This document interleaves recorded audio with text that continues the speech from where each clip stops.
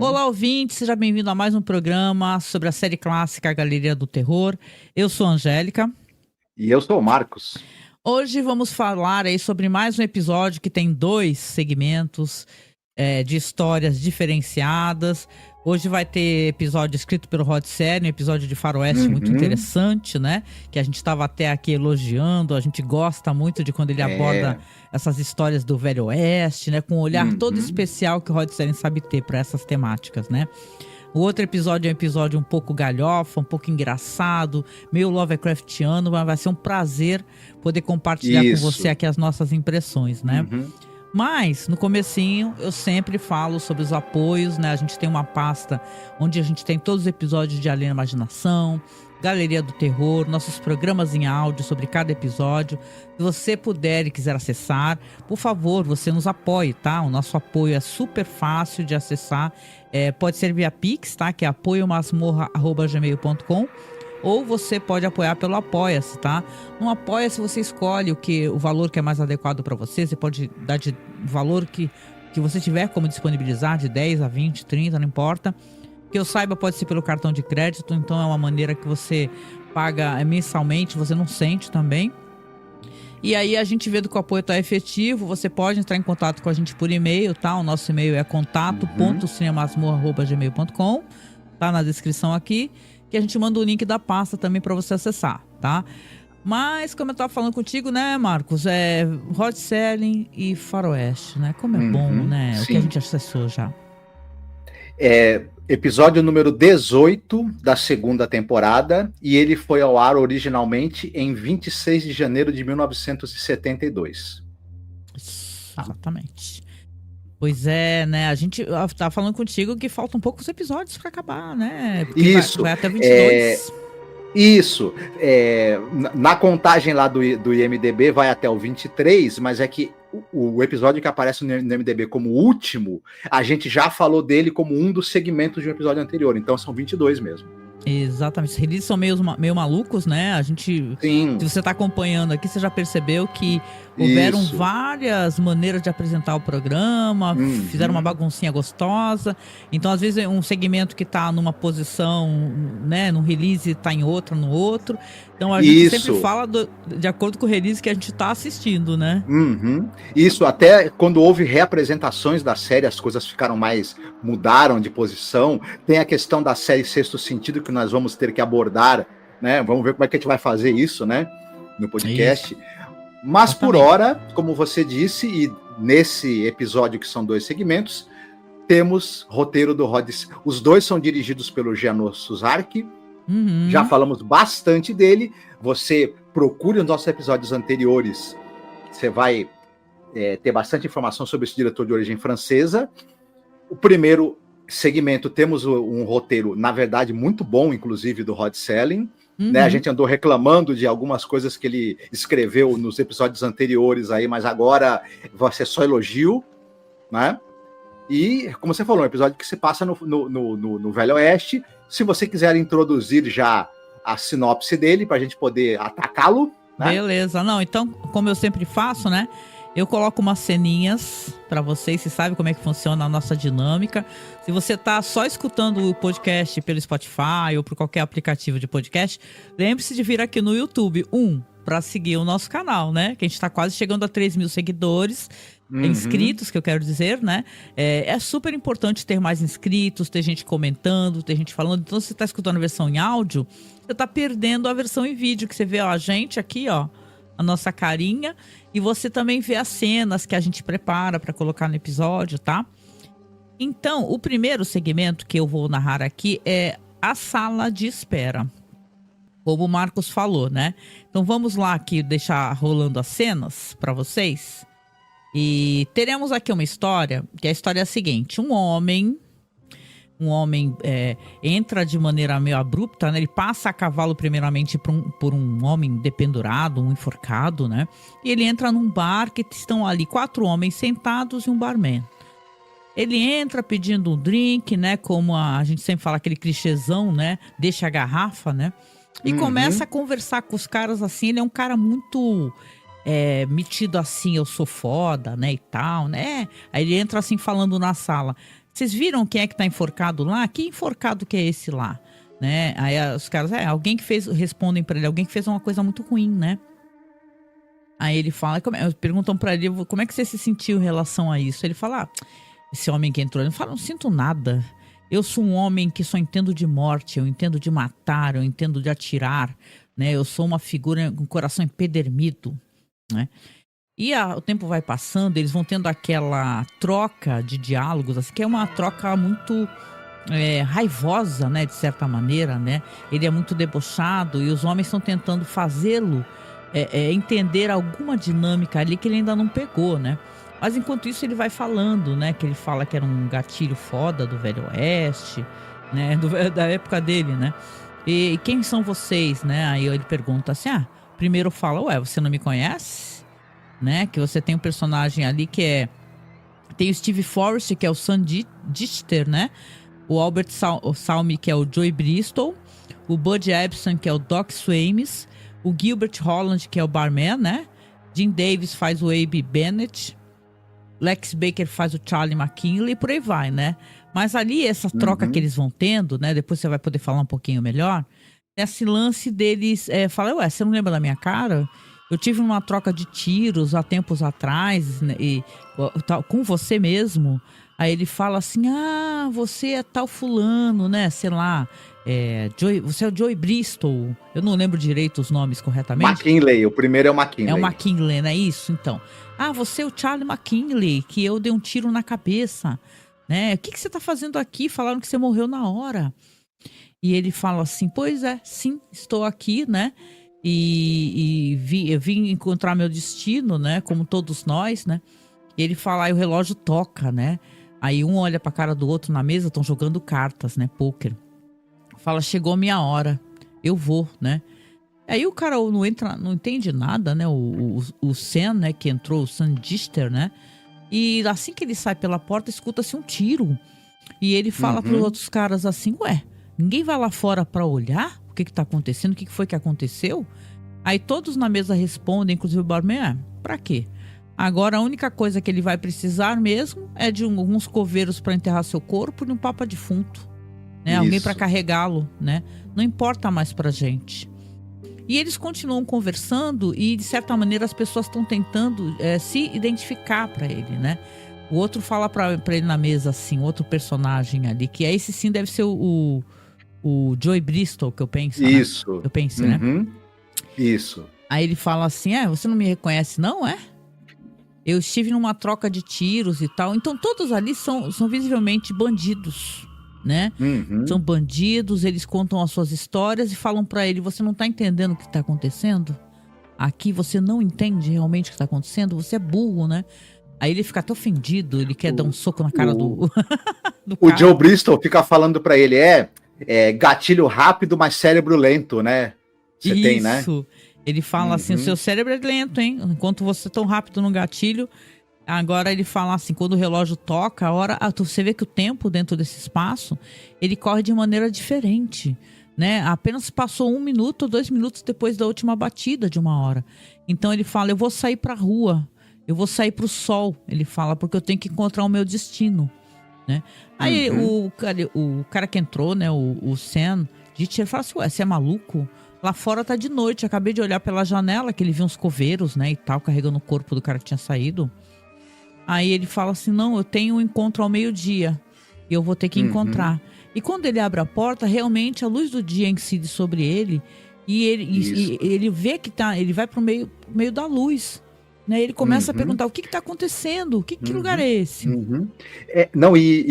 ele fala, o Joey Bristol, esse segundo cara que tá na mesa, ele fala, né, que ele teve uma troca de tiros com um rapaz mais jovem, muito rápido no gatilho, e quando ele abre a porta, além da luz, o rapaz tá lá do outro lado, né, na rua, esperando. Ele fala que, assim, aliás, tem um diálogo maior relacionado a isso, né, ele fala que ele foi um grande pistoleiro, e ele sempre foi o mais rápido, né, que a arma dele era uma arma muito... precisa, porque ele deixava sempre muito bem olhada, né? Ela sempre... bastava um vento para que essa arma e uma boa pontaria para que ele acertasse. Só que chegou um momento que ele acabou sendo desafiado cada vez por mais pessoas. E você vê que, basicamente, ele, né, uma hora ele realmente perdeu a vida devido a isso, né? E claro, são bandidos, ladrões, assassinos, né? Tem o próximo, até por sinal, ele fala que ele foi roubar um banco e ele deu um tiro na cabeça de um atendente, um homem de 50 ou 60 anos. E ele fugiu para um campanário da igreja e ele acabou sendo atingido pelo xerife, que tinha uma mira muito precisa, né? E quando ele é atingido, ele se enrola no sino. E aí o sino toca, né? Então, quando as batidas, cada personagem desse, quando a batida da hora começa, e é bem rápido isso que acontece, ele sai para encontrar o destino. E quando esse homem do campanário, do sino da igreja sai, eles escutam lá dentro os tiros e depois o sino tocando, né? Então o personagem, ele vai cada vez ficando mais desesperado, falando, vocês estão de sacanagem, que lugar é esse? Que brincadeira idiota é essa? Ele vai ficando revoltado com a situação, né, mano? O Sandrister, né, que é esse pistoleiro que entrou no bar, né, no início, ele no começo ele tá todo cheio de banca, ele tá lá falando, não, porque eu sou parceiro da morte e eu sou muito bom para entregar a morte para quem precisa. E uma hora ele quer o Joe Bristol, né, o segundo cara que levanta, né, para encontrar o seu destino. Fala um negócio que ele não gosta, ele fala pro cara, pois pode levantar e falar isso em pé e já tá com a arma na mão, né? Isso. Só que à medida que as coisas vão acontecendo, toda essa autoconfiança dele vai começando a se esvair, ele começa a suar, né? Muito, e começar a ficar muito nervoso, porque ele tá vendo que esse bar talvez não seja um bar qualquer, né? E, enfim. Não, e basicamente, você vê, cada personagem tem uma história, né? Eles ficam chamando ele o tempo todo pro jogo de pôquer, e ele fala assim, ele não senta, né, pra jogar, né? E ele, como se eles tivessem um tempo muito reduzido, que eles tivessem que aproveitar aquele momento, né? E quando o médico faz o discurso dele, porque sim, tem um personagem que é um médico, né? Um velhinho, né? Você vê que a aparência dele é diferente, tá com um chapéu coco, né? E ele fala assim... Terno. Ele tá de terno, ele fala assim, olha, Deus me deu uma dádiva, que é a dádiva de curar, né? Eu sou um homem, que eu sou um ótimo cirurgião, só que como que eu usava? Eu usava a minha capacidade para ser um médico de criminosos. Então, cada vez que eu ajudava um criminoso a voltar ativa, essa pessoa matava outras pessoas, né? Então, no momento na vida dele, ele começa a repensar toda a existência do que ele fez, o que ele entregou para o mundo, o que ele fez na maldade dele, ele, como colaborador de alguém que faz o mal. E ele fala que ele mesmo deu ter uma própria vida, né? Então esse vai ser o último personagem, que é o personagem que é um médico. Então aquelas 4 pessoas, todas vão sair, você entende claramente que vão sair para a morte. Todas essas 4 pessoas. O personagem, como você falou, de um homem que estava ali brabo, né? Querendo se impor, querendo mostrar quem ele é. Ele vai ficando cada vez mais atordoado, né? E quando ele vai, depois que o médico sai e eles escutam um tiro também... E ele chega pro barman e fala, que lugar é esse? Você precisa me explicar que lugar é esse, né? Eu não tô entendendo o que tá acontecendo. Por que essas pessoas estão saindo, né? Onde que eu estou, né? Aí o barman ele pede mais uma bebida também, o barman fala, estamos fechando, viu? Não, ele fala, você não vai nem precisar dessa bebida, viu? Não... Ele fala assim. Não, e o barman fala assim, esse lugar aqui, você pode chamar de 2 maneiras. Ou como sala de espera, ou como inferno. Então ele vai abaixando ali as luzes e tal, ele fala, olha, você tem que sair, tá bom? Porque eu preciso fechar o bar, você não pode ficar aqui, né? E o cara tá revoltado, ele não tem respostas, que lugar é esse, né? Que história é essa toda? E ele sai pela porta, quando ele sai pela porta absolutamente revoltado, né? Quando dá a hora, o barman fala pra ele, ó, chegou a tua hora, você tem que sair, né? E ele sai, quando ele sai nervoso, mas a gente já vai deparar com a mesma cena do começo do episódio. Isso é importante, né? Porque tem uma relação direta com que a primeira coisa que ele pergunta quando ele entra no bar, né? Você vê que tem um homem a cavalo, por exemplo, tem um homem a cavalo, e esse homem, ele tá vindo pela colina como ele estava vindo no começo do episódio. Ele passa por esse homem enforcado, só que ele olha, né? Quando ele para ao lado do enforcado, que tá com capuz, né? Ele acha engraçado, né? Ele ri, né? Ele dá um sorriso e resolve puxar, né, o capuz, né? Quando ele puxa, ele tem a maior surpresa, né? Ele vê que o homem é ele mesmo, né? E ele literalmente cai do cavalo, né? Não tem aquela expressão cai do cavalo, né? Ele cai do cavalo, dá um grito de horror, né? Um pouco antes, quando ele ia sair, tem um barulho de pessoas na rua, né? Isso, como se fosse um julgamento, né? Um vozerio, o nome disso, né? Um vozerio de tem um vozerio na rua, como se estivessem levando alguém para ser enforcado, um julgamento. E ele fala pro cara, né? Pro barman, ele fala, vou embora, nunca mais eu volto aqui. Aí o barman fala, não, daqui a pouquinho você vai estar de volta, fica sossegado. Já você volta. E tira e queda, realmente ele vai aparecer de novo no bar, ele já entra desesperado, já pede um copo de uísque. Ele não pede nada, o barman mesmo coloca, né? Um copo de uísque. E aí ele olha de novo pro lado, estão os 4 caras lá de novo, né? O tempo nesse lugar é diferenciado, o espaço também, porque quando eles saem para a porta, eles saem para o lugar onde eles morreram. Né? Então, exato. E é uma repetição, você vê claramente, né? A gente estava até conversando que esse barman, ele deve ser o demônio, ele é o próprio diabo, né? Eu achei estranho ele estar de chapéu dentro do bar. Inclusive, na hora que eu bati o olho, eu falei, estranho, isso aí é pra gente prestar atenção, né? Porque, claro, a pessoa não usa chapéu no ambiente, o barman não ia ficar usando chapéu dentro do bar, né? Chapéu existe por causa do sol bater na cabeça, poeira dentro do bar, o cara não, né? É verdade. Enfim. Mas eu, assim, achei o episódio maravilhoso, tá? Maravilhoso, né? Às vezes a pessoa vem aqui escutar o programa, né?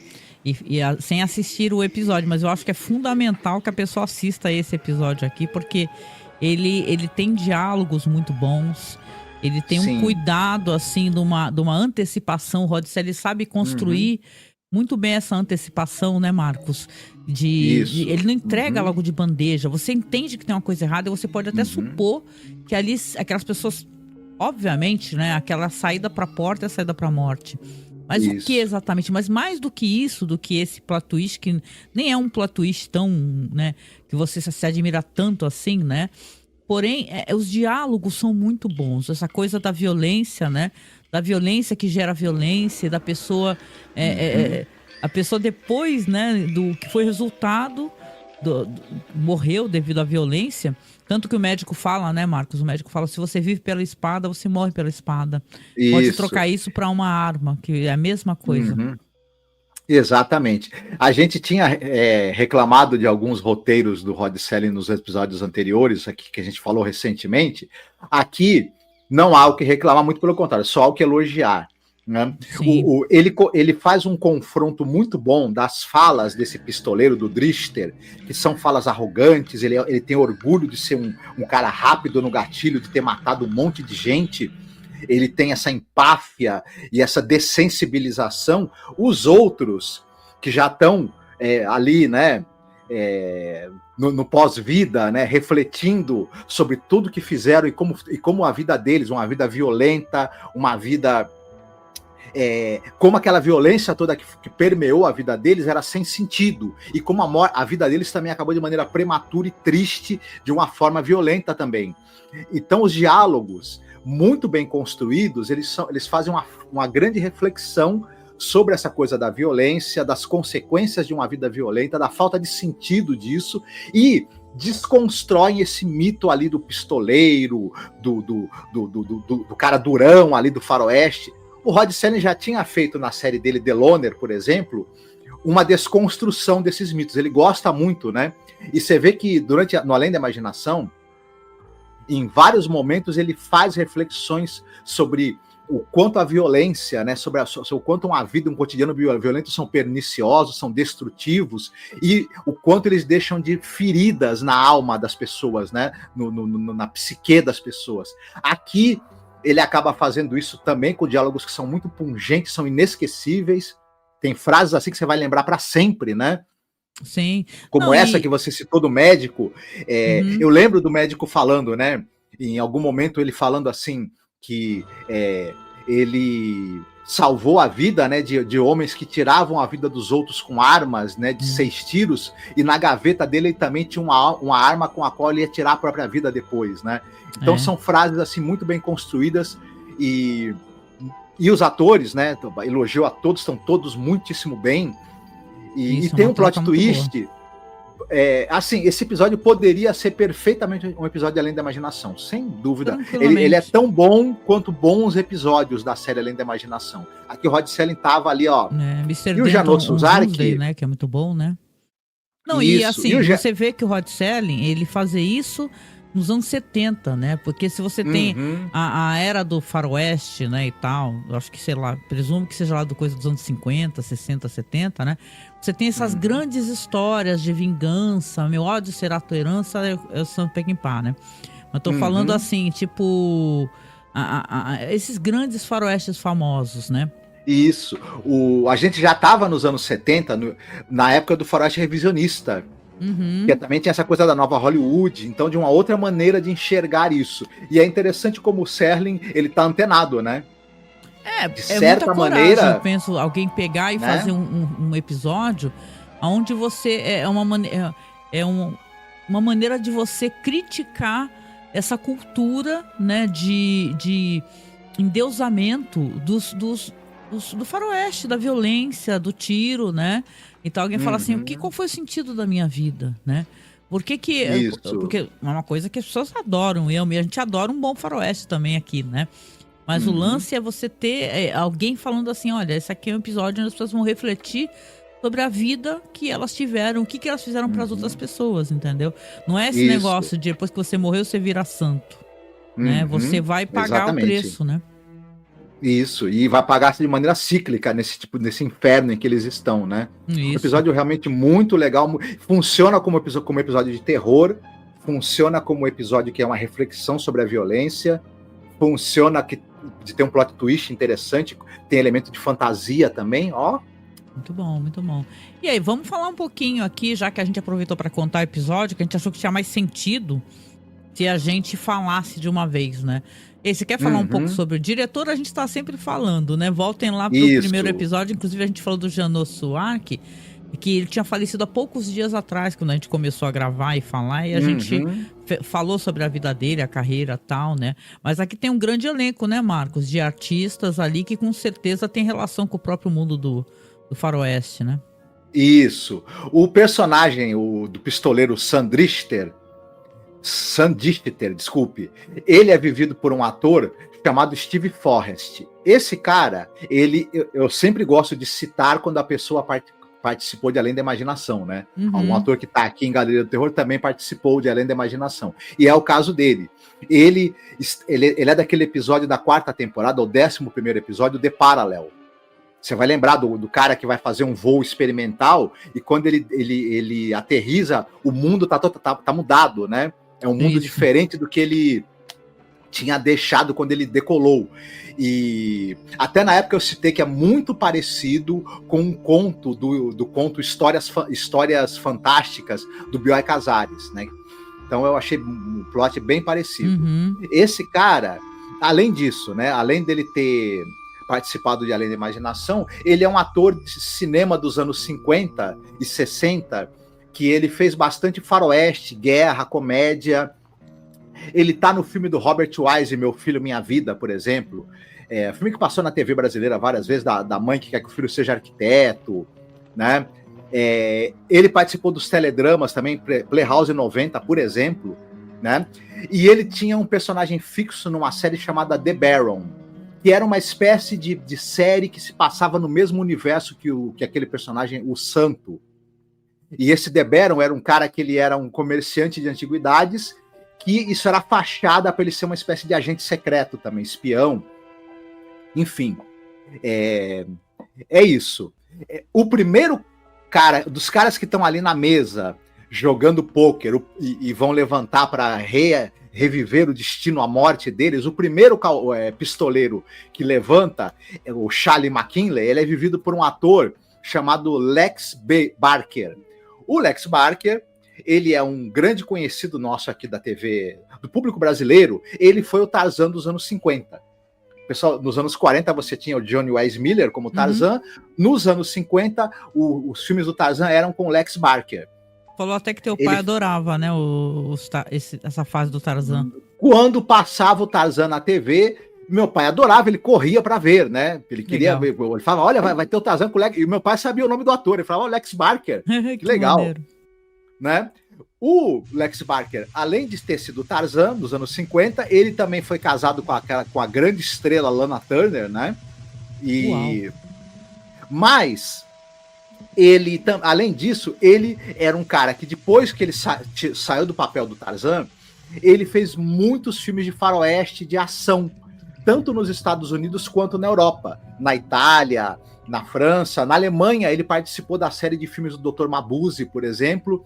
E é interessante porque esses filmes de aventura, de ação, ele fazia filme de pirata, filme de guerra, filme de faroeste. Esses filmes que ele fazia na Europa, sobretudo os que ele fazia na Itália, depois passavam na TV brasileira, porque a TV brasileira passava muito filme B italiano. Então ele era uma cara que estava na TV, assim, nos anos 70, na TV brasileira, anos 80, ele tinha filme do Lex Barker até dizer chega, né? O terceiro, desculpa, o segundo cowboy que levanta, o cowboy não, pistoleiro, né? O Joey Bristol, é vivido por um ator chamado Albert Salmi. Nós já falamos dele quando falamos de Além da Imaginação. Ele está em 3 episódios de Além da Imaginação. Ele tá no episódio A Quality of Mercy da primeira temporada, o episódio de guerra. Com Leonardo Nimoy. Com o episódio que tem o Leonardo Nimoy, exatamente. Da terceira temporada, ele tá no... desculpa. Ele tá na primeira temporada no episódio The Execution, aquele episódio que um cientista, através de uma máquina do tempo, traz um pistoleiro que vai ser enforcado. Né, para os dias atuais, que na época era anos 60, né, óbvio. Sim, sim. E só que ele descobre que o cara é hiperviolento e o cara não vai se adaptar, né, a viver nos anos 60, o pistoleiro lá do século XIX. Depois ele fez, na terceira temporada, o A Quality of Mercy, que vocês já citamos. Na quarta temporada, ele faz o episódio Of Late I Think of Cliffordville, que é aquele empresário, né, já tá idoso, um cara mau caráter, da pior espécie. Ele quer voltar no tempo para pegar as informações que ele tem, ele já velho, e ganhar mais dinheiro ainda, né? E ele faz um pacto com o demônio, que é vivido pela Julie Newmar, né? Então é um episódio divertidíssimo, muito legal, assim, da quarta temporada. Legal, o empresário se ferra, acha que... Porque ele tem todas as informações do futuro, ele vai chegar no passado, vou ficar multimilionário mais rápido. Uhum. Nós citamos que ele fez os Irmãos Karamazov, a versão dos anos 50 do Richard Brooks. Ele faz o Smirdakov no filme, né? O nome engraçado, né? Enfim.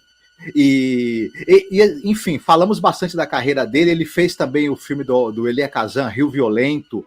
Era um cara que ele fez muita coisa na TV e no cinema, um excelente ator, que infelizmente tirou a própria vida e a vida da esposa também, né? Mó triste. E, certo, o terceiro cara que levanta, o cara que é o assaltante de bancos, né, que é o Abby Bennett, ele é vivido por um ator chamado Jim Davis. O Jim Davis, ele fez bastante coisa ele era um cara que trabalhava no cinema nos anos 40 e 50, em filmes de faroeste, em filmes de aventura. Já a partir dos anos 60, ele trabalha em diversas séries de policial também, de western também, e faz alguns filmes de terror B. Também, inclusive. O doutor, que é o Doc Soames, né? Ele é vivido por um ator chamado Bud Ebsen. Esse cara é bem famoso. No Brasil, o pessoal vai lembrar, ele era o Jed da família Buscapé. Né? Ele era o patriarca, digamos assim, da família Buscapé. Aquele seriado que fez muito sucesso no Brasil, dos caipiras que vão morar em Beverly Hills, né? O pessoal que é mais velho vai lembrar. Ele também...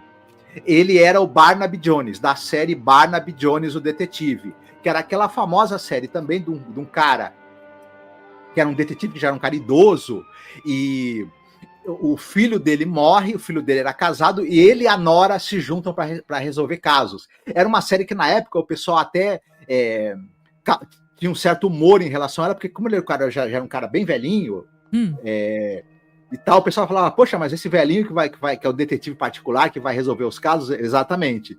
Então esse cara ficou muito famoso por esses dois personagens que ele viveu na televisão, né? E para finalizar, o cara que é o barman é vivido pelo Gilbert Roland. Ele é um ator que ele começou nos anos 30. Inclusive, ele tá naquele filme Uma Loira para Três, com a Mae West, aquele famoso filme da Mae West. Ele é um dos 3 que disputa a loira. Né? E tal. Ele também, ele é o Miles Lang do filme Cavalgada para o Inferno, né, do George Sherman, entre outras muitas coisas que ele fez tanto no cinema quanto na televisão. Se Galeria do Terror tem uma coisa, é que você vai ver o elenco, o pessoal tá contido ali dentro da história do cinema, né, da televisão e tal, sim, com certeza, né? Muito legal. É um episódio, é um segmento muito legal mesmo, assim. Pra mim, um dos melhores da série Galeria do Terror, inclusive. Quando a gente for terminar, a gente vai fazer uma live com o nosso top 10, talvez, né? Então a gente vai selecionar os episódios mais fantásticos, né? Explicar por que a gente gostou. Mas é um ótimo segmento. E digo mais, né? O segundo também, eu acho muito bom também da maneira dele. É muito bom porque ele vai para um lado meio divertido e trash do negócio, né? Mas aí, você quer comentar? Que aí eu já vou preparando as ceninhas aqui para o pessoal poder ver. Certo. Nesse segundo episódio, nós temos 2 moças. Uma é a Jenny Taraday, que é vivida pela Carol Linmay. A outra é a Mildred McVane, que é vivida pela Donna Douglas. Elas são amigas e elas estão ali numa loja, numa espécie de loja de antiguidades, que é a loja do Sr. Bernstein. Né? E elas estão ali olhando uma estátua de um... É como se fosse um sacerdote. Ele está numa posição assim, meio assustado, com a boca aberta. E aí, a personagem ali da Donna Douglas, a Mildred, fala para a personagem da Jenny, Jenny, você não percebeu a semelhança, não? Ela, semelhança com quem? Como assim? Você não percebeu? É muito parecido, é muito semelhante. Ela é semelhante com a quem? Ao teu marido, ao Bruce, né? E ela... Nossa, até que sabe que parece mesmo, assim, lembra um pouco, assim. Elas resolvem comprar a estátua para fazer botar ali na casa da Jenny, tirar um sarro do marido dela, do Bruce, né? Fazer uma zoeira com ele. Ela quer levar de presente pro marido, né? Colocar no jardim. Isso. A Mildred fica pondo pilha pra Jenny levar pra casa a estátua, colocar no jardim, pra tirar uma com a cara do marido, porque realmente o sacerdote lá, parece, né?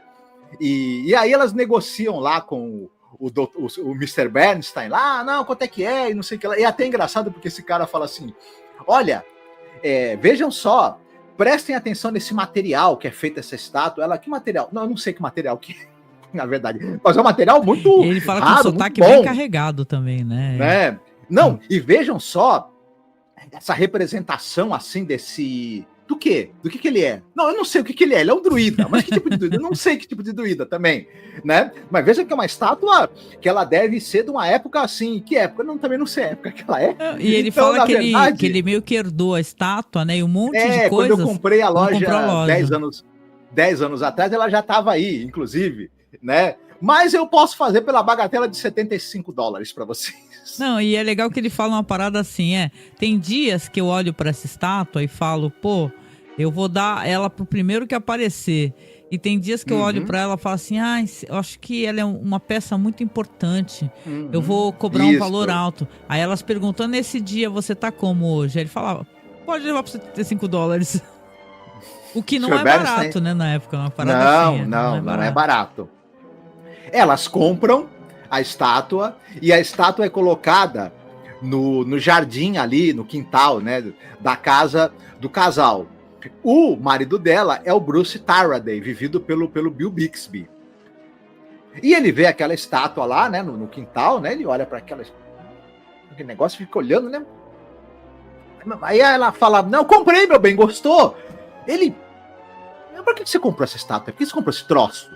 Não, você não percebeu essa semelhança? Ele, com o quê? Não, com você, a sua cara. Aí ele olha bem assim. Ele fala, você tá de sacanagem, que parece comigo, porque a estátua tá assim, tá numa posição como se estivesse atirando alguma coisa e de boca aberta, assim, dando um berro, isso, né? Na verdade, a estátua meio que parece ele com barba.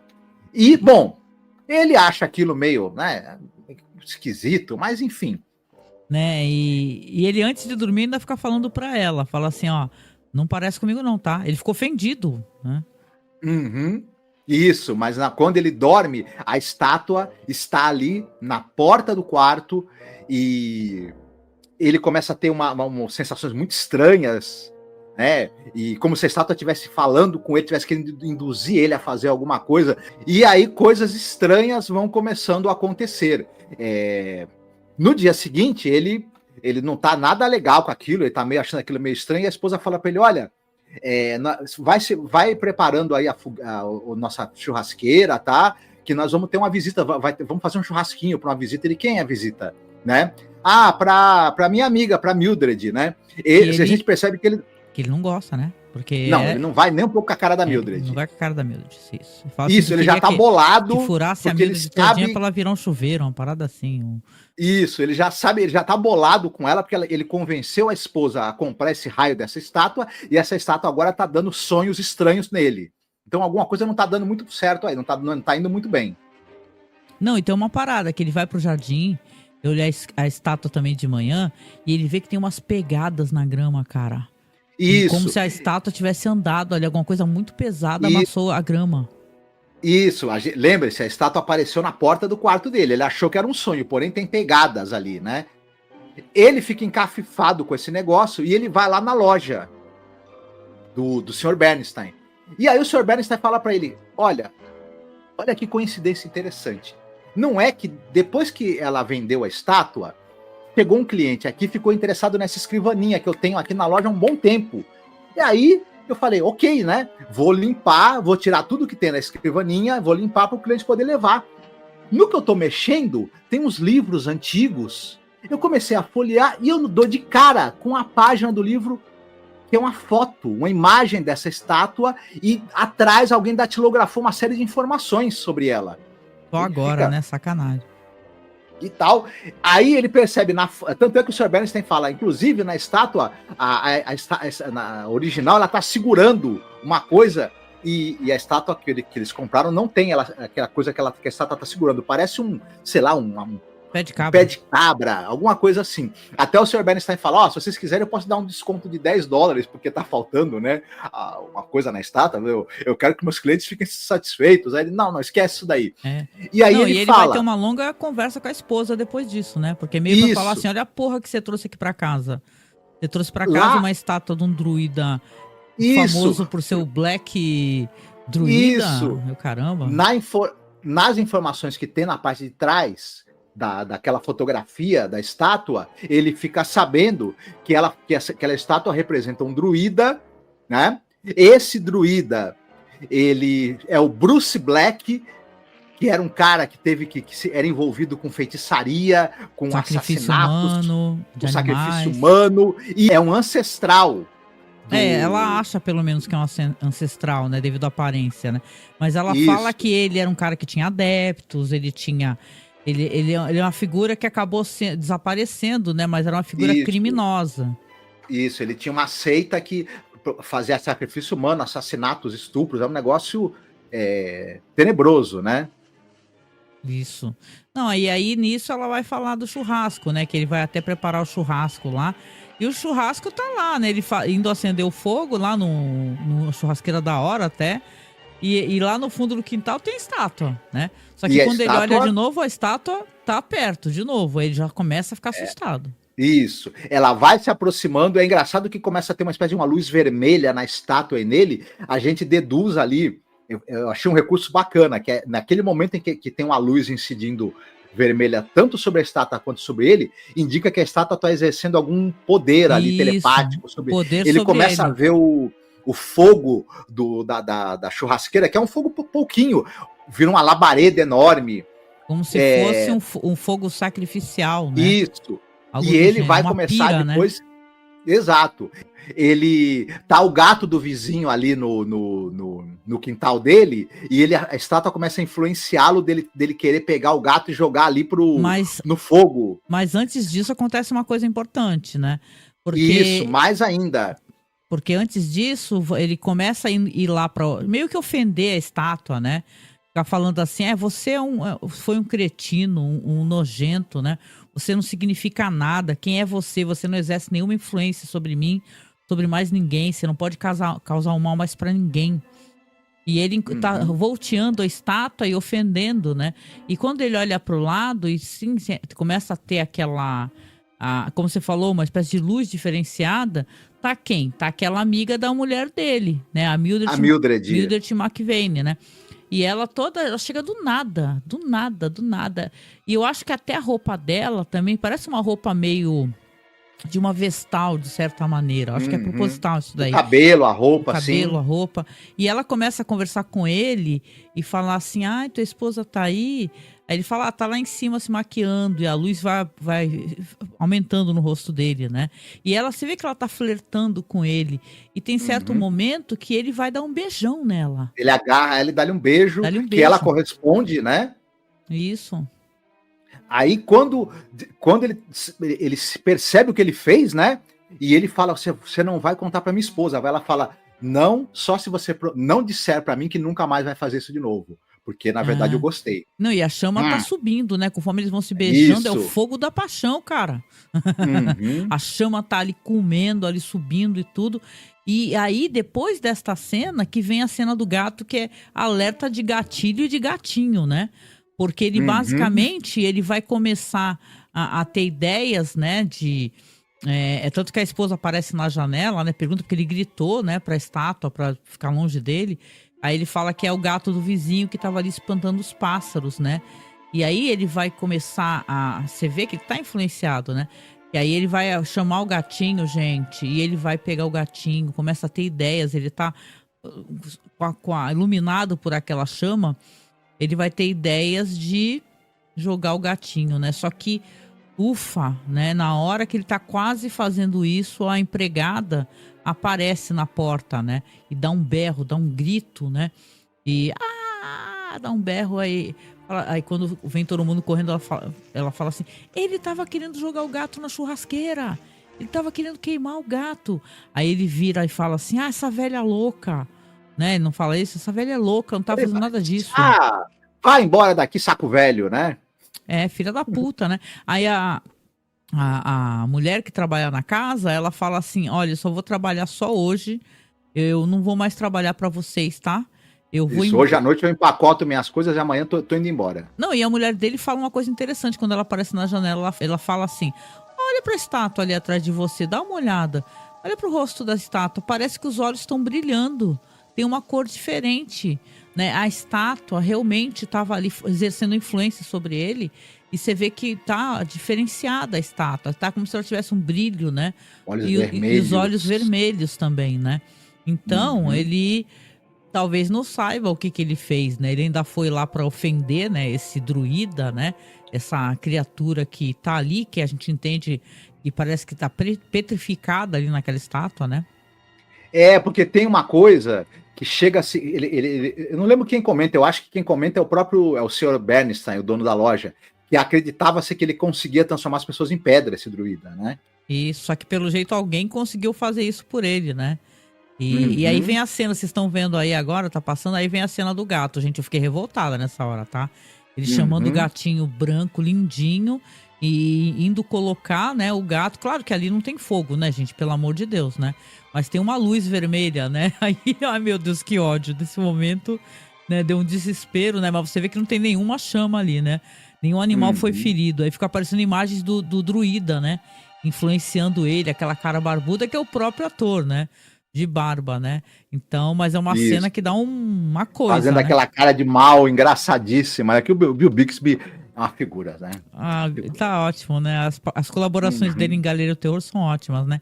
Mas esse episódio, ele tem esse tom que é um tom que eu acho que vai mais pra galhofa, de certa maneira, né? Bem mais, né? Até lendo um pouquinho sobre o episódio, né? E você quer dar uma paradinha por aqui pra depois a gente continuar? Sim, quer que eu fale sobre o elenco? Vamos lá então pro elenco? Que eu quero falar algumas coisas também que eu acho interessantes aqui, relacionadas ao episódio também. Sim, o roteiro é do Alvin Sapinsley, nós já falamos, ele escreveu 6 segmentos do Galeria do Terror, né? Já falamos bastante sobre ele, dê uma olhadinha É baseado, vagamente baseado, tá? Em Out of Eons, de Hazel Heltz e Lovecraft também, né? Dizem que é uma espécie de colaboração, né? Alguma coisa que ela fez nesse sentido. Uhum. A história lembra um pouco o caso de Charles Dexter Ward, por exemplo, mas podemos até falar disso mais para frente. O pessoal também relaciona também eu até andei procurando para tentar ler, né?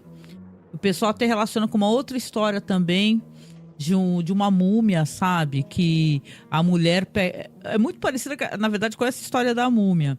Que é onde o cara pega... É uma múmia que tem um cérebro humano, né? E vai se transformando, né? Certo. No caso de Charles Dexter Ward, o cara herda uma casa e tem um quadro de um ancestral dele que era um alquimista e um bruxo. E aí o quadro começa a influenciar ele também a fazer coisas terríveis. Encontrei Enfim. O nome do conto aqui. Dizem que essa daí é certa maneira, uma adaptação de The Stone Image, de Sherwood Queen, né? Que é uma esposa que compra um antigo ídolo de pedra que atormenta o marido e que se move à noite, né? Mas o pessoal acha que é uma certa coincidência ter essa temática parecida, né? Mas o pessoal relaciona, né? De qualquer maneira, é uma história bem divertida aqui. Uhum. A gente falou, né, que a história começa com as duas, né, moças que são a Jenny e a Mildred numa loja, né? A Jenny Taraday, ela é vivida por uma atriz chamada Carol Linley. Ela era uma atriz que nos anos 50, ela participou de vários teledramas, também participou de séries como Hitchcock, Our Hitchcock Apresenta, né? Ela, depois no cinema, isso na televisão. No cinema, a carreira dela está relacionada um pouco com a carreira do diretor Otto Preminger, né? Porque ela esteve em 2 filmes dele, o Cardeal e o Bunny Lake Desapareceu. Olha. Né? Sim, 2 filmes do Otto Preminger conhecidos. Ela está no elenco dos filmes. Ela também teve um filme chamado Chama Ardente, que era uma espécie de biografia da estrela de Hollywood, da Jean Harlow. E ela, nesse filme, ela interpretou a própria Jean Harlow. Né? E outra coisa também, ela participou de um filme que eu gosto bastante, que é um filme que é o filme de catástrofe, talvez, que eu mais gosto, que é O Destino do Poseidon. Aquele filme com o Gene Hackman. Nossa, eu adoro esse filme, muito bom mesmo. Se você nunca assistiu, assista, que vale a pena. E ela, que eu lembre, ela faz um personagem que é muito comovente, porque ela é uma moça que ela tem muito medo. Eles precisam, o barco está afundando e eles têm que tentar subir, né, para uma parte do mais próximo ali do nariz do barco, assim, para não serem tomados pelas águas, não morrerem afogados. E tem que passar por uma série de lugares muito difíceis, íngremes, tem que passar nadando por uns locais ali complicados, tem lugar que está pegando fogo. E ela tem muito medo de altura, ela tem muito medo de nadar, de morrer afogada. Então ela é um personagem que, ao longo do filme, vários outros personagens, que são pessoas bem mais velhos do que ela, vão tentando animá-la, vão tentando dar coragem para ela conseguir continuar. E ela vai ser um dos personagens que sobrevive, inclusive, que eu me lembre. Então, a Mildred McVane é vivida por uma atriz chamada Donna Douglas. A gente tinha falado da família Buscapé, ela é a Ellie Mae da família Buscapé. Né? Então o pessoal vai lembrar, ela fez muito sucesso nessa série, inclusive no Brasil também. Ela está em 2 episódios de Além da Imaginação, né?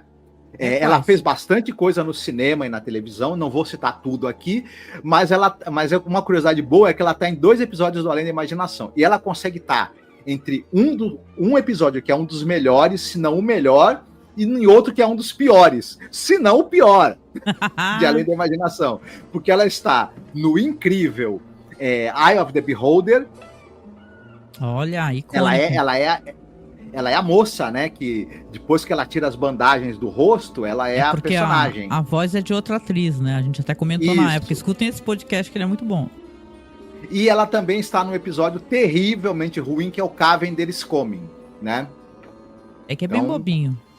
É um dos episódios assim, mais esquecíveis, né? O Sr. Bernstein, que é o dono da loja, ele é vivido por um ator chamado Ned Glass, que era um ator que, na verdade, ele é de origem polonesa. Ele está em Além da Imaginação, no Peça de For Trumpet. Lembra desse episódio que é com o Jack Klugman? Famosíssimo Peça de For... o Jack Klugman é um dos melhores atores, né? Isso. No episódio Midnight Sun, tem um cara que vem consertar o refrigerador. Sim. É ele também faz esse papel no episódio Midnight Sun.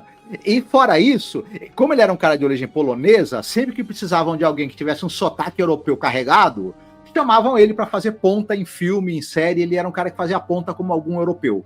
Não, e divertido que esse episódio, né, eu assisti dublado, né? E a dublagem é muito boa, viu, gente, desse episódio aqui. A dublagem é bem feita pra caramba. E o cara que dublou ele fez um sotaque maravilhoso, Marcos. Maravilhoso, muito carregado e bonito, bem feito, sabe? A dublagem é excepcional. Legal. Assistam dublado se quiserem, porque é muito legal. Certo. É isso? Sim, mas a gente... concluído o elenco.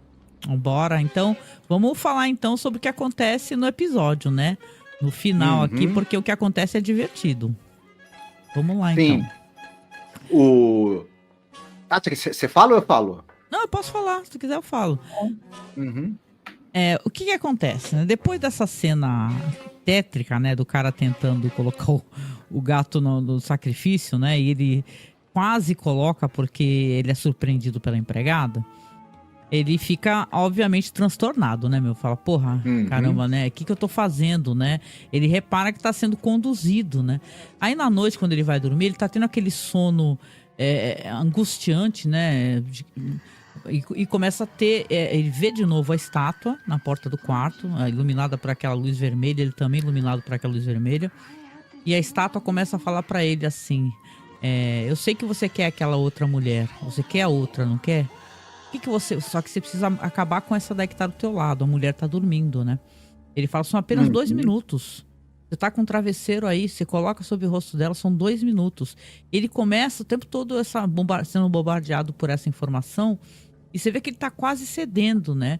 Ele tá quase asfixiando a esposa, tá prestes a asfixiar a esposa, né? Só que ele vai lá, ele vai se controlando de alguma maneira. E a estátua ali, né? Exercendo esse poder sobre ele. E ele tá lá já com o travesseiro bem em cima da cabeça dela e tal. Ele ali tentando evitar, e a luz se apaga, aquela luz vermelha. Quando ele olha pro lado, ele vê que a estátua não tá mais lá. Aquela força que estava exercendo sobre ele parou naquele momento. Só que ele aproveita esse momento. Isso daí eu acho digno desse personagem, apesar de trágico, né? Ele aproveita esse momento para sair correndo. Ele pega um hobby, vai para a sala de ferramentas, passa pelo jardim e pega o quê? Ele pega um pé de cabra, né? Aí ele vai pegar esse pé de cabra e ele vai em direção à estátua, né? A ideia dele é destruir aquela estátua de qualquer maneira, né? Sim. Aí ele vira para a estátua e fala assim, desgraçado, eu vou acabar com você, não vai sobrar um pedaço de você, né? Ele vai se aproximando, a estátua tá mergulhada sob aquela luz vermelha também. Só que quando ele dá com o pé de cabra nessa estátua, alguma coisa acontece, entendeu? Alguma magia, um brilho, né? E tal. E as coisas vão ficar muito estranhas nesse momento, porque aparentemente ele se transferiu para a estátua. Ele será a estátua, né? Ele berra, dá um grito, né? E tal. E ele se transfere para aquela estátua, né? Quando você vê que aconteceu isso, a esposa dele, claro, escutou um barulho, né? Levanta da cama correndo para ver o que tá acontecendo, né? Desesperada, ouve o grito do marido e vê que ele não tá lá. Ela vai também sair da casa para ver o que aconteceu, né? Ela vai, porra, né? O que tá acontecendo? Cadê meu marido, né? Já mostra ela saindo pela porta e quando ela vai chegar no jardim, ela vai se aproximar, ela vai ver 2 coisas estranhas ali, naquele momento. A primeira coisa tem um homem caído no chão, uma roupa branca, e ela olha para a estátua não tá mais com barba, a estátua tá com a aparência do marido dela, inclusive com hobby, né, dá a entender que a roupa também se alterou, né, e aquele homem tá caído no chão, né, porque aquele homem tá caído no chão ainda desacordado, só que ele começa a abrir um sorriso, né, tipo assim, ele fez o que ele queria, né, ele queria poder sair daquela prisão E ele fez o quê? O marido dela, o Bruce, ele se transferiu, então ele está petrificado agora, né? Então você vê que ele sorri, né? E fala, a cena é cortada nesse momento quando ela olha com horror, né? Pro homem no chão e olha pra estátua, e ela entende o que aconteceu, né? O marido dela agora é um prisioneiro ali. Cara, o episódio ele termina de uma maneira que é muito estranha, né? E até tenho consideração em referência a isso, apesar do episódio ser interessante e divertido. Essa amiga dela, a Mildred, ela vai estar de novo no antiquário, né? No cara lá, né? E vai estar com essa nova estátua aí, né? E o antiquário tá falando assim, verdade que a sua amiga não quis trazer a outra estátua também, né? Essa aqui tá completa, né? Tá até com que antes não tinha isso na mão, né? Outra estátua tava faltando esse apetrecho, né? E aí ela fala assim, ela não quis, né? Ela só vendendo essa, né? Pro senhor, né? Pro senhor poder revender aí. Só que essa amiga, acho que é importante esse momento a gente falar, porque isso daí é uma crítica que as pessoas fazem nesse segmento. Eu acho que é uma crítica justa, tá? As pessoas dão a entender que essa amiga dela é uma espécie de acólita desse druida. Sim. E tal. Só que o episódio não esclarece isso daí de maneira nenhuma. Só que ele não constrói isso. Não, o episódio ele mostra que ela tá ali sorrindo, ela tá feliz, como se tipo assim, ela tivesse conseguido finalmente fazer o que o mestre dela mandou, né? Ela também estivesse influenciada, ou ela fosse uma acólita de alguma maneira dessa seita. E ela tá ali sorrindo e tal, e o episódio vai terminar desta maneira, né? Com foco nessa estátua ali, ela sorrindo como se tudo tivesse acontecido como eles esperavam. Só que eles não deram nenhuma indicação, né? Que ela, tipo assim, não foi construído isso dentro do episódio. Dá pra entender que ela tá com uma roupa lá meio de vestal, naquele momento onde ela atrai ele, é uma coisa proposital, né? Eles falam que tem uma seita em torno desse druida, uma coisa assim, que ele comandava uma seita, mas não constroem que a seita existe até hoje, que ele tenha seguidores. Enfim, a gente deduz que... assistindo, eu pensei assim, ok, a seita deve ter existido, continua existindo até hoje, eles sabem que esse cara, ele é descendente deles, do cara... Né? Ela se aproximou da esposa do cara de propósito para se infiltrar ali, fazer amizade e se infiltrar na família para poder depois engendrar esse plano todo, né? Senti falta disso, né? Deles colocassem alguma indicação, né? Para esse plot twist, porque seria uma coisa mais interessante, né? De você ver que eles estavam, no final de contas, engendrados nessa maracutaia que queriam fazer para poder voltar esse druida aí, esse mestre sanguinário, né? Então, é só o que faltou, porque assim, achei o segmento divertido, tá? Achei o segmento divertido. Não é um dos segmentos assim que tem um tom meio engraçado, ruim. Esse é um dos que é legal. Só fazendo um adendo, eu fui falar do elenco, eu pulei o Bill Bixby, que é o personagem. É que ele é tão manjado, né? Que a gente já deve ter falado... A gente falou... a gente já falou do episódio do Vincent Price? Acho que ainda não, né? Não. Por da terceira isso. Temporada. É porque o outro tem mais um episódio com o Bill Bixby, que é com o Vincent Price, tá? E é um episódio do caramba.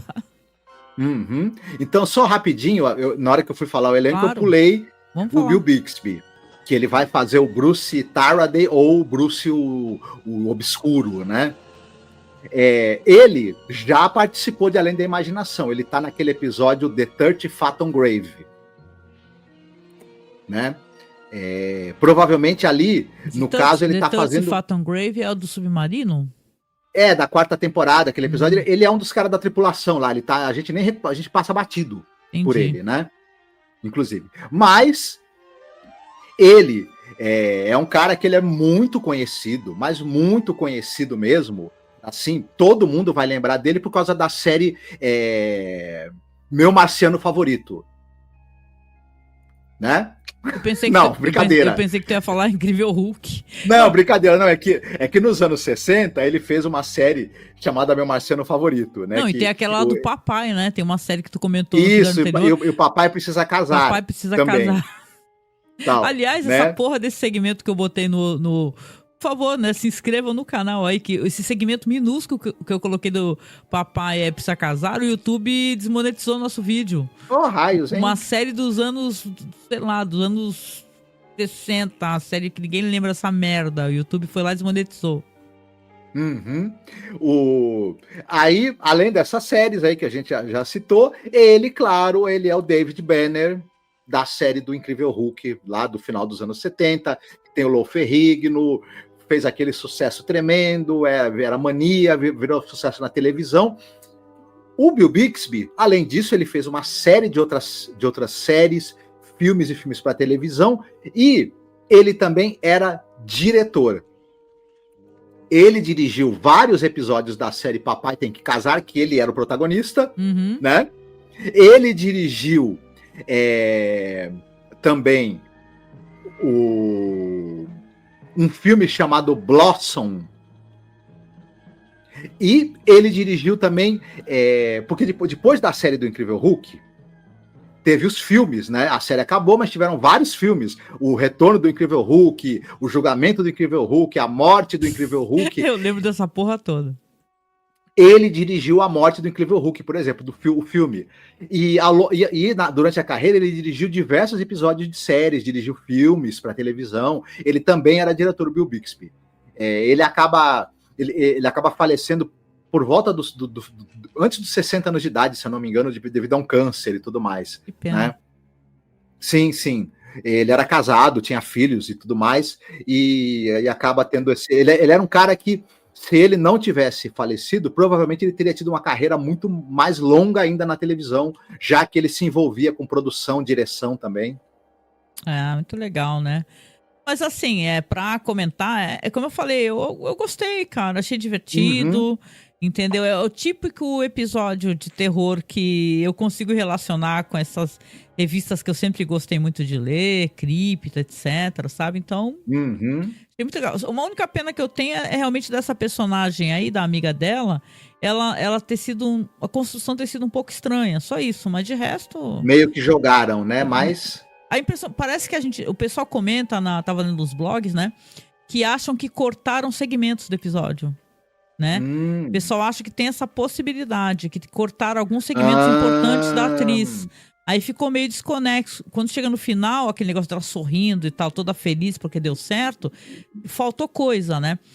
Depois, quando a gente falar sobre o último episódio, a gente vai até comentar um pouquinho de episódios que não foram produzidos, cara. Tem histórias aqui, tem uma lista de episódios que seriam para a segunda temporada, depois foram acabar em outras séries, etc., que não foram produzidos. Mas interessante. Aqui nesse momento, tem isso. O pessoal comenta que tá com todo jeito de ser, corte na edição, entendeu? Porque essa série, ela era baixo orçamento, entendeu? E o pessoal tinha essa mania de ficar encolhendo as coisas, né? E tal, né? Então... Mas aí, chegando aqui pros finalmente, que você tem a falar? É o seu segmento favorito, o primeiro ou o segundo? O primeiro segmento, com certeza. O Sala de Espera, né? Muito legal. Também. Os melhores segmentos da série Galeria do Terror, esse daí, inclusive. O segundo eu também achei divertido. Não é um episódio assim, o segundo não é um episódio que ele estraga, né?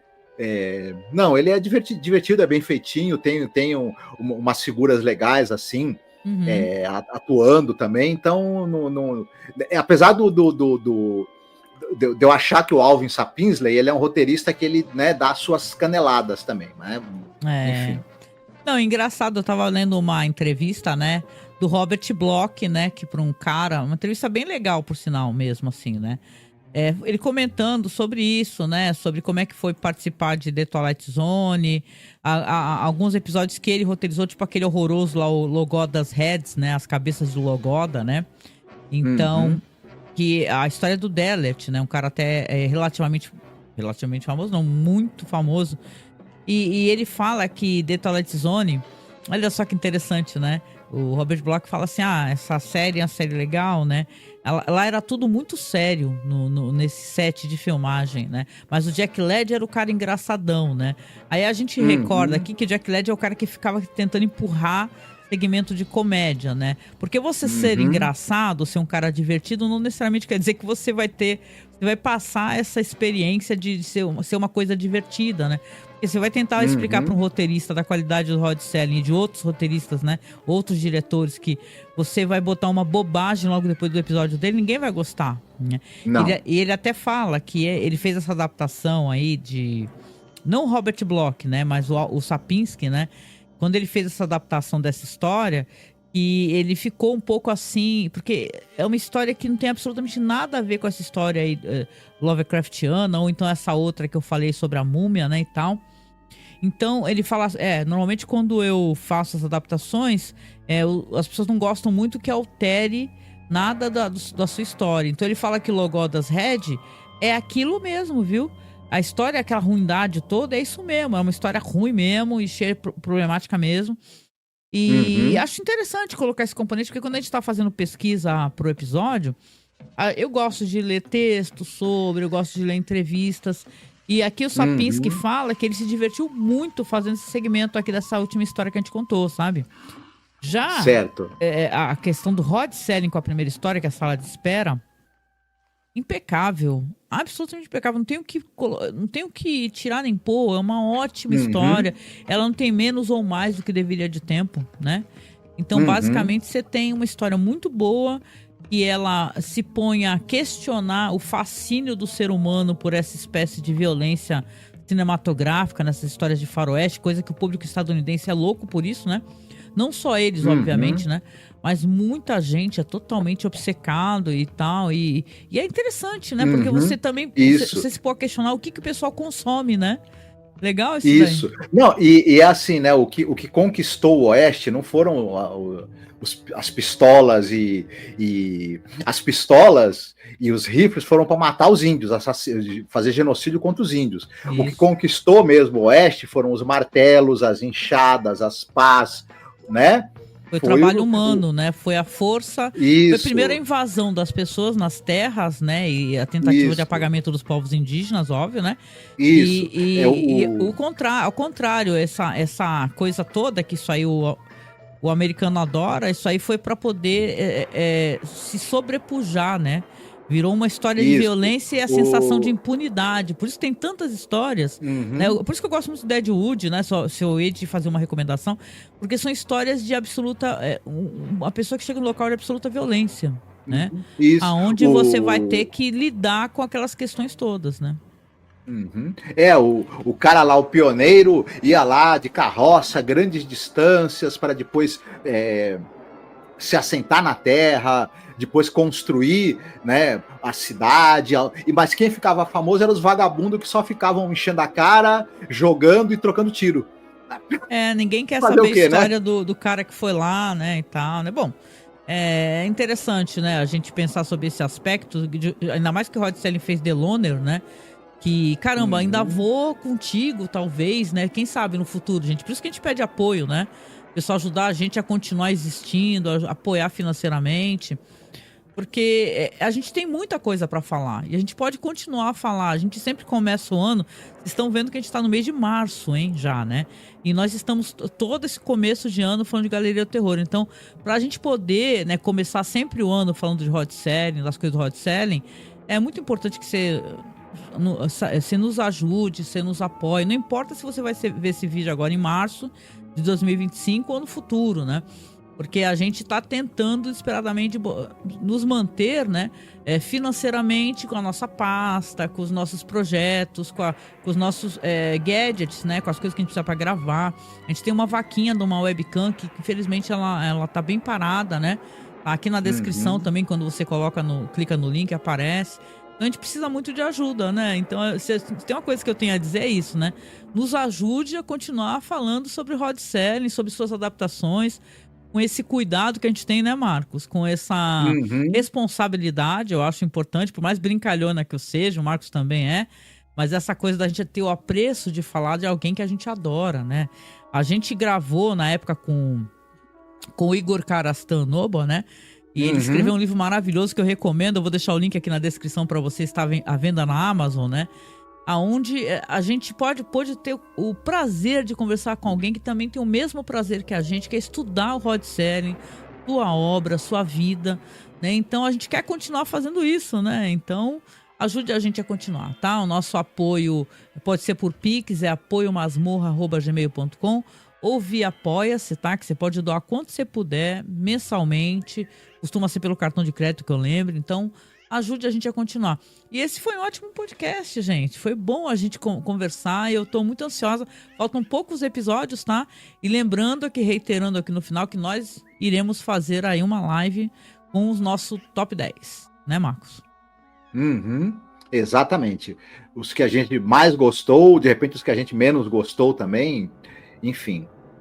Com isso, a gente vai finalizando o nosso programa aqui. Muito obrigada por nos acompanhar. Espero que você esteja conosco aqui até o final desse projeto, né? Dessa temporada. Então, até o próximo podcast. Beijão. Tudo de bom. Até lá. Tchau, fiquem bem.